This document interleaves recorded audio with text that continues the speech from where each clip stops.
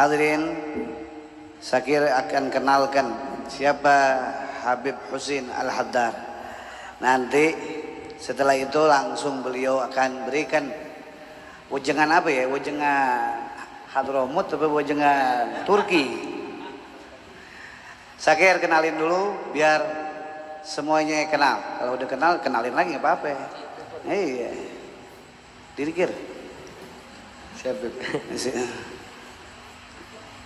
Ayo deh. Assalamualaikum warahmatullahi wabarakatuh. Di malam yang berbahagia ini, yang penuh dengan rahmat dan keberkahan dari Allah Subhanahu wa taala, kita kedatangan ini namanya Imam Besar Pemuda Tersesat, wes. Jadi ini kan banyak pemuda tersesat, Bib. Nah, ini imam besar ya, Bib. Habib Husin Haddar. Udah gak asing lagi di kalangan anak muda. Ini Habib Podcast namanya, Bib. Habib Podcast ya. Jadi kita tunggu-tunggu juga. Semoga di sini pemuda-pemuda tersesatnya juga bisa mendapatkan nasihat juga. Ya.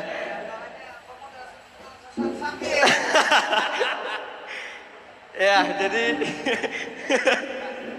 jadi kita persilahkan kepada Habib Husin Haddar. Semoga bisa memberikan kita nasihat dan juga canda tawa untuk kita semua.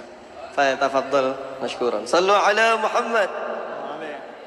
Bismillahirrahmanirrahim. Alhamdulillah wassalatu wassalamu ala Rasulillah wa ala alihi wa sahbihi wa wala amma ba'du. Assalamualaikum warahmatullahi taala wabarakatuh. Jadi karena masih belum tahu Medan tadi, jadi Syakir cuma ngundang doang Habib ke majelis. Cuman kita kan nggak tahu ini majelisnya anak muda, kayaknya bercelana kayak biasanya ini cocok. Tapi karena ini majelis, tapi kayaknya sarung lebih cocok. Akhirnya saya bingung, akhirnya saya pakai celana sarung agar aman. Ini celana tapi bentuknya kayak sarung. Jadi agar kita aman gitu, nggak salah kostum. Nah, malam Rabu, saya seumuran Syakir, malam Rabu itu gak ada di sini.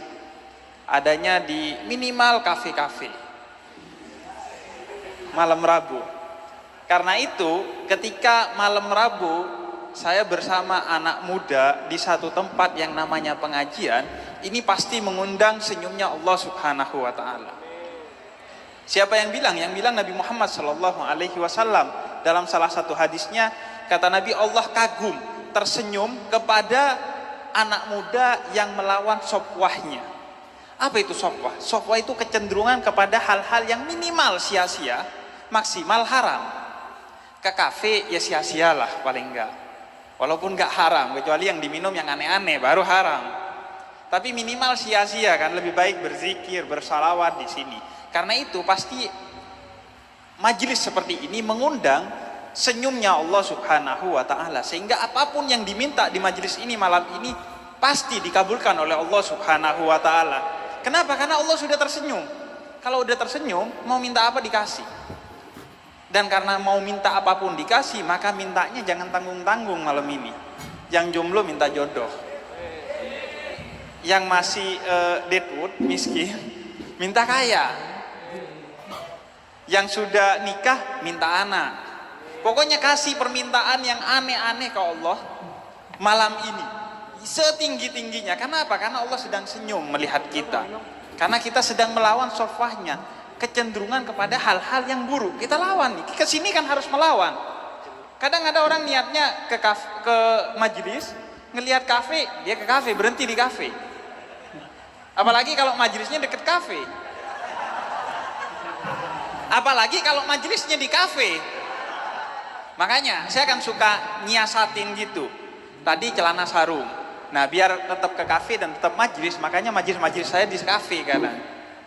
Jadi biar mereka tetap ke kafe lah, oke. Nah, ini yang bingung akhirnya belum ada hadisnya. Orang yang ke kafe tapi majelis. Nah, ini melawan sofwa atau enggak saya enggak tahu lah. Entahlah, kita kapan-kapan kita bahas itu. Nah, kemudian tadi dibacakan bahwa Allah Subhanahu wa taala berfirman, "Wa ma kana Allah liyu'adzibahum wa anta fihim." Kata Allah, Allah tidak akan mengazab satu kaum, satu masyarakat, satu majelis, satu perkumpulan, satu rumah kalau Rasul hadir di tengah-tengah majelis itu. Kalau Rasul hadir di rumah itu. Kita tadi mendapat kisah bahwa yang dimaksud kehadiran Nabi itu tidak mesti secara fisik. Karena kalau secara fisik gak adil. Nabi cuma hadir 14 abad yang lalu secara fisik. Karena itu yang dimaksud ayat ini tentu kehadiran Nabi secara batin juga. Bagaimana menghadirkan Nabi secara batin? Ya melakukan majelis-majelis seperti ini, membacakan maulid Nabi Muhammad SAW, sehingga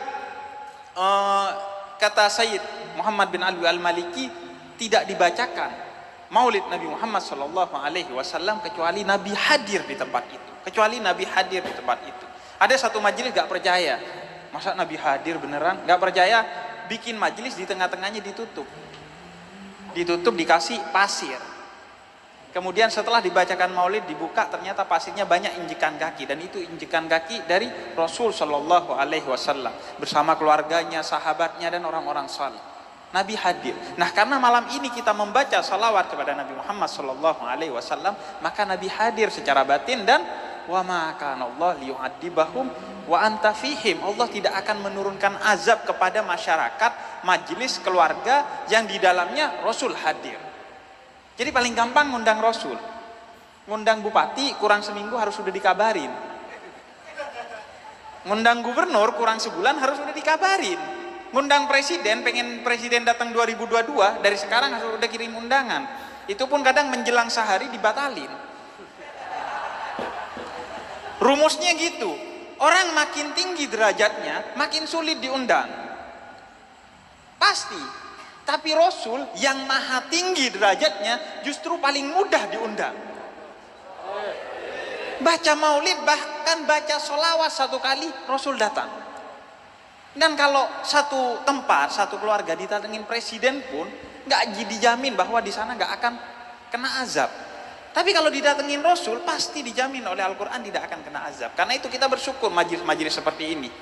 Ngundangnya Rasulullah Sallallahu Alaihi Wasallam. Karena itu senang sekali, berbahagia bisa diundang, khususnya kepada Al-Habib Hasan bin Ja'far As-Segaf, guru kita semua. Semoga di tempat yang mulia ini Rasul hadir dan menjadi alasan bagi Allah untuk tidak menurunkan azab. Karena kenapa? Karena Rasul ini yang paling dicintai oleh Allah Subhanahu wa ta'ala. Sehingga dalam salah satu hadis yang diyakini oleh para wali dan para sufi dikatakan laulak ma khuliqal aflak. Kalau bukan karena Nabi Muhammad, segala sesuatu ini tidak diciptakan oleh Allah Subhanahu wa ta'ala. Oleh karena itu segala sesuatu itu menjadi mulia kalau dia bergandeng kepada Nabi Muhammad sallallahu alaihi wasallam. Wa anzalna ilaikal kitaba bil haqqi musaddiqan lima baina yadayhi minal kitab. Kata Allah dalam Al-Quran, Quran itu mulia, suci dan sempurna, paling suci dan bahkan paling sempurna.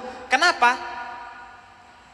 Dan Al-Quran itu bukan hanya berisi kebenaran kata Allah, tapi membenarkan, musaddiqan, membenarkan, mengoreksi kitab-kitab sebelumnya. Jadi dari semua kitab Allah yang paling mulia Al-Quran. Kenapa? Karena Al-Quran kitab sucinya Nabi Muhammad Sallallahu Alaihi Wasallam. Kemudian dalam ayat yang lain, Al-Ahzab ayat 33 misalnya, Allah katakan bahwa innama yuridullah liyuthiba ankumur rijsa ahlal bait wa yutahhirakum tathira. Kata Allah, keluarganya Nabi suci dan disucikan oleh Allah Subhanahu wa taala. Kenapa mereka menjadi keluarga termulia dan tersuci? Karena keluarganya Nabi Muhammad sallallahu alaihi wasallam.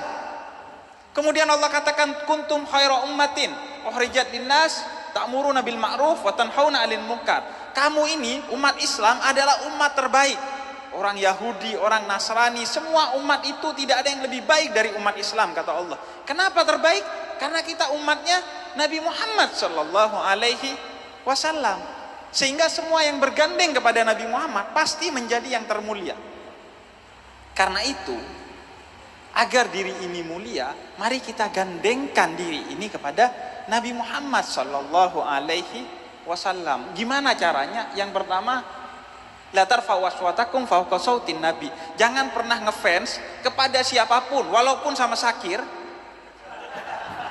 Melebihi kamu ngefans kepada Nabi Muhammad sallallahu alaihi wasallam. Jangan angkat suaramu melebihi Nabi Muhammad. Artinya jangan posisikan apa-apa selain Nabi Muhammad di bawahnya Nabi Muhammad. Ngefans sama Syakir boleh, asalkan lebih ngefans sama Nabi Muhammad. Ngefans kepada artis Korea boleh, asalkan lebih ngefans kepada Nabi Muhammad. Ngefans kepada Cristiano Ronaldo boleh, asalkan lebih ngefans kepada Nabi Muhammad. Jangan sampai tahu ukuran sepatunya Cristiano Ronaldo tapi nggak tahu hari kelahirannya Nabi Muhammad Shallallahu Alaihi Wasallam. Artinya lebih ngefans ke Cristiano Ronaldo ketimbang ke Nabi Muhammad Shallallahu Alaihi Wasallam. Jadi pertama, jangan ngefans kecuali kepada Nabi Muhammad dan yang lainnya di bawahnya Nabi Muhammad. Karena itu kalau ngefans jangan melanggar sunnahnya Nabi Muhammad, karena artinya memposisikan diri orang yang kita fanin di atas Nabi Muhammad. Kemudian yang kedua adalah menggandengkan lisan ini kepada Nabi Muhammad dengan bersalawat kepada Nabi Muhammad Sallallahu Alaihi Wasallam. Kemudian yang ketiga adalah menggandengkan hati ini kepada Nabi Muhammad dengan apa? Dengan mencintai Nabi Muhammad Sallallahu Alaihi Wasallam. Dan yang terakhir, menggandengkan diri ini, seluruh badan ini, seluruh raga, seluruh jiwa ini kepada Nabi Muhammad Sallallahu Alaihi Wasallam dengan apa? Dengan selalu mengikuti ajarannya Nabi Muhammad, menjalankan sunnahnya Nabi Muhammad, dan yang terpenting paling utama adalah meneladani akhlaknya Nabi Muhammad Sallallahu Alaihi Wasallam. Dengan itu kita bergandeng kepada Nabi Muhammad dan insya Allah kita menjadi hambanya yang mulia di sisi Allah Subhanahu Wa Taala. Itu mungkin dari saya, semoga gak tersesat banget. Ini lagi cosplay jadi Habib beneran malam ini. Biasanya kalau di YouTube soalnya agak tersesat. Kalau malam ini lumayan lah pakai kopiah. Ini penampilan saya paling islami malam ini. Jadi pakai baju takwa, pakai kopiah, pakai celana sarung, alhamdulillah. Dan ini kan tadi yang dikatakan bahwa ini berkahnya kumpulan ini.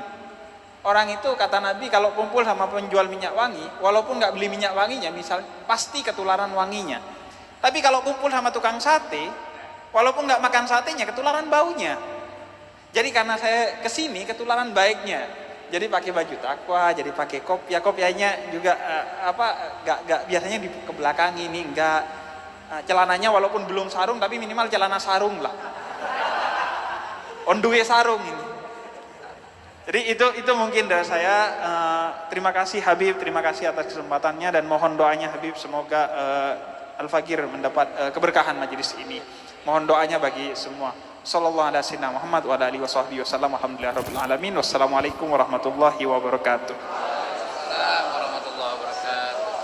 Kami ucapkan terima kasih kepada Habib Ashabul Cafe. Dan sekarang